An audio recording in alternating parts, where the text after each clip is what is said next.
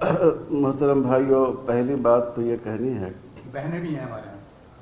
اور ہماری بہنیں، کہ کل جو واقعہ پیش آیا جامع مسجد بنارس میں، جو گیان واپی محلے میں واقع ہے،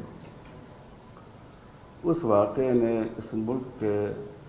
نہ صرف 20 کروڑ مسلمانوں کو بلکہ ملک کے سنویدھان پر یقین رکھنے والے، بھروسہ رکھنے والے اور ملک کے سیکولرزم کو ماننے والے انصاف پسند تمام شہریوں کو بہت ہی صدمہ پہنچایا ہے، چاہے وہ کسی دھرم سے تعلق رکھنے والے ہوں، کسی علاقے سے تعلق رکھنے والے ہوں۔ جیسے مسلمان اس واقعے سے بہت ہی رنج کی حالت میں ہیں، اسی طرح ہمارے بہت سے ہندو بھائی، سکھ بھائی اور دوسرے ورگوں کے لوگ جو اس بات پر یقین رکھتے ہیں کہ ہمارا دیش مذہب کا گلدستہ ہے اور یہاں مختلف دھرم کے ماننے والے لوگوں کو یکساں طور پر عزت دی جاتی ہے اور ان کی عبادت گاہوں کی حفاظت ہوتی ہے، ان سب کو دھکا لگا ہے۔ ہمیں صرف ایک مسلمان کی حیثیت سے نہیں بلکہ اس ملک سے محبت کرنے والے ایک شہری کی حیثیت سے بھی ہمیں اس واقعے سے بہت رنج پہنچا ہے۔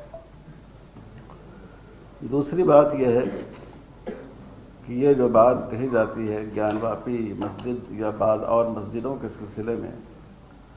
کہ مسلمانوں نے کسی دور میں مسجد کو گرا کر مندر بنایا، مندر گرا کر مسجد بنائی، یہ بالکل غلط ہے۔ سب سے پہلے تو آپ کو اسلامی تصور کو سمجھنا چاہیے، اسلام کی سوچ کو سمجھنا چاہیے، کیونکہ اسلام میں غصب کی ہوئی زمین، دوسروں کی چھینی ہوئی زمین پر مسجد بنانے کی اجازت نہیں۔ پہلی مسجد جو مدینہ منورہ میں بنی پیغمبر صاحب کی زندگی میں، مدینہ آنے کے بعد مسجد نبوی، جن لوگوں کی زمین تھی آپ نے ان کو پیسے دے کر وہ زمین خریدی۔ یہ کہا بھی گیا کہ آپ یوں ہی زمین کو قبول کر لیجئے، لیکن آپ صلی اللہ علیہ وسلم کا یہ احساس تھا کہ کہیں وہ اخلاقی دباؤ اور سماجی دباؤ کے تحت نہ یہ زمین دے رہے ہوں، اس لیے انہوں نے کہا کہ نہیں، میں ایسے اس زمین پر مسجد نہیں بنا سکتا، آپ کو اس کی قیمت لینی ہی ہوگی۔ تو ظاہر ہے کہ مسجد لوگ بناتے ہیں ثواب کے لیے، جو کام اسلام میں ثواب کا ہو ہی نہیں، کہ زبردستی کسی کے گھر پر ہم قبضہ کر لیں، کسی کی عبادت گاہ پر قبضہ کر لیں، کسی کی زمین پر قبضہ کر کے اس کو مسجد ڈکلیئر کر دیں، کیسے کوئی مسلمان ایسا کر سکتا ہے؟ اس لیے اس بات کو اچھی طرح سمجھنے کی ضرورت ہے کہ اسلام اس کی اجازت ہی نہیں دیتا۔ مسجد تو الگ بات ہے، ہمارے جو اسلامی قانون کے ماہرین ہیں انہوں نے لکھا ہے کہ اگر کسی کی زمین پر بلا اجازت زبردستی ہم وہاں نماز پڑھنے لگیں، آدمی یوں ہی نماز پڑھ لے، تب بھی اس کی کسی خاص شخص کی ملکیت میں کی زمین پر اس کی اجازت کے بغیر، تب بھی یہ ایک ناپسندیدہ عمل ہے۔ دوسری بات یہ ہے کہ ہم کو تاریخ کی، اتہاس کی سچائی کو سمجھنا چاہیے۔ آپ جانتے ہیں کہ اس ملک میں انگریز آئے اور انہوں نے اپنی حکومت کو مستحکم کرنے کے لیے لڑاؤ اور حکومت کرو، اس پالیسی پر عمل کیا۔ جب 1857 میں انہوں نے دیکھا کہ ایک خدا کی عبادت کرنے والے اور بہت سے دیویوں اور دیوتاؤں کی پوجا کرنے والے دونوں ایک صف میں کھڑے ہوئے ہیں انگریزوں کے خلاف، تو انہوں نے باضابطہ یہ پالیسی بنائی کہ ہندوستان کی تاریخ کو، یہاں کے اتہاس کو ایسا رنگ دیا جائے جس سے جو دو بڑی قومیں ہیں یہاں کی، ہندو اور مسلمان، ان کے درمیان آپس میں دنیا پیدا ہو جائے۔ یہ میں کوئی اندازے کی بات نہیں کہہ رہا ہوں، اس زمانے کا ریکارڈ موجود ہے، اس زمانے کی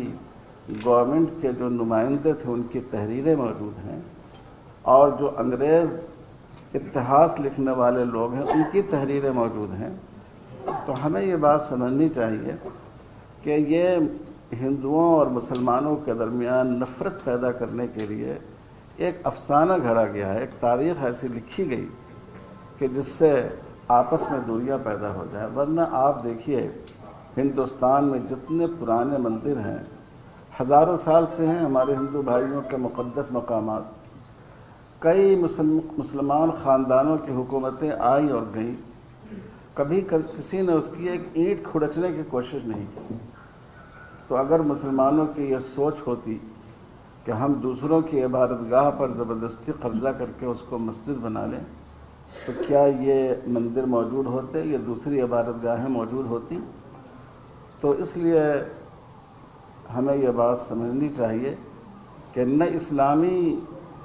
سوچ کے لحاظ سے یہ بات درست ہے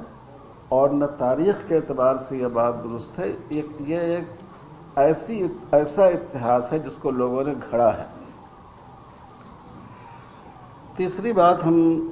یہ کہنا چاہتے ہیں کہ کورٹ نے اس وقت جس جلد بازی میں فیصلہ کیا اور اس میں پوجا کی اجازت دی، دوسرے فریق کو بحث کا موقع بھی نہیں دیا گیا۔ یہ بات بہت ہی اس کی وجہ سے عدالتوں اور جو انصاف دینے والے ادارے ہیں ان کے بھروسے کو چوٹ پہنچی۔ جو اقلیتیں ہیں، مائنارٹیز ہیں، وہ محسوس کر رہی ہیں کہ کہیں ایسا تو نہیں ہے کہ عدالتوں نے اکثریت کے لیے اور اقلیت کے لیے الگ الگ پیمانے مقرر کر دیے ہیں۔ اس کی مثال بابری مسجد کا فیصلہ ہے۔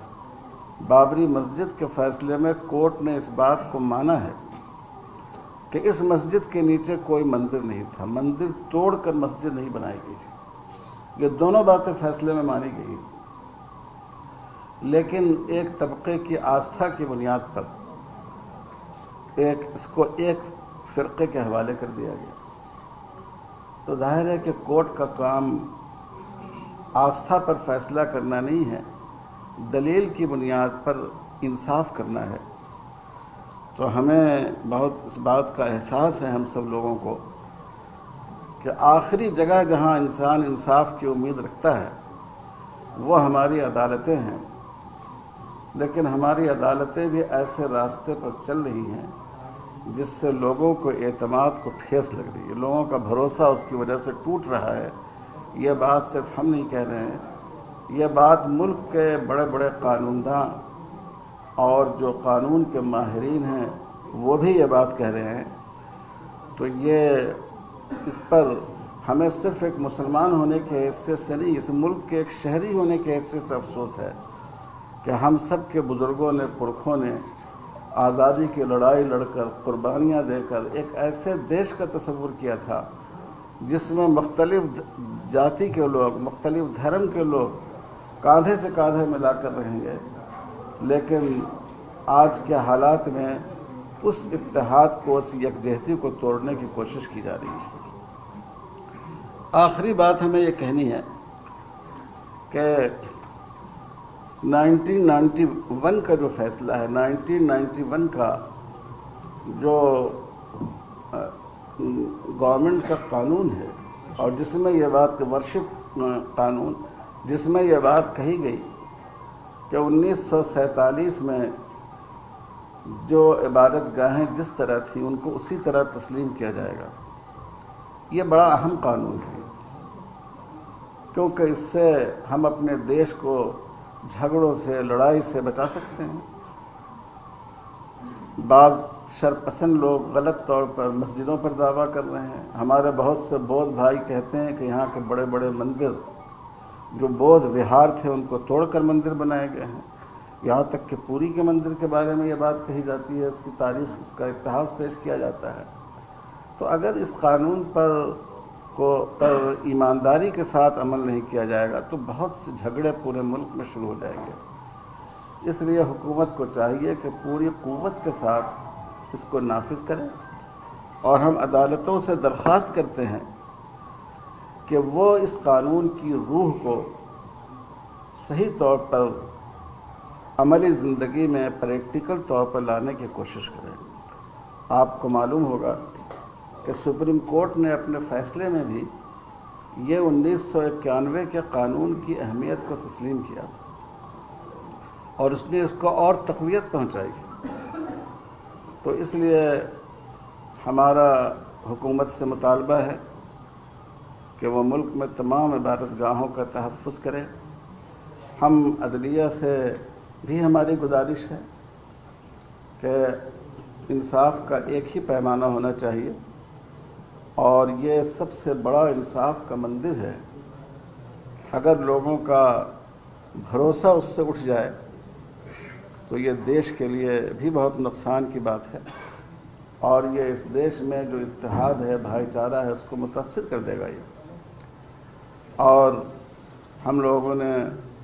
لوگ گئے تھے عدالت میں، اور بدقسمتی سے وہاں بھی وہ درخواست رد ہو گئی ہے، ہائی کورٹ میں بھی، لیکن انشاءاللہ ہم اس کے لیے سپریم کورٹ بھی جائیں گے، اور ہم نے طے کیا ہے کہ ہم جو صدر جمہوریہ جو ملک کی آئینی سربراہ ہیں، ہم ان سے بھی ہمارا وقت ملاقات کرے گا۔ میں امید کرتا ہوں کہ آپ حضرات صحیح طور پر اس معاملے کو پیش کریں گے اور جو سچائی ہے اس کو لوگوں کے سامنے لائیں گے۔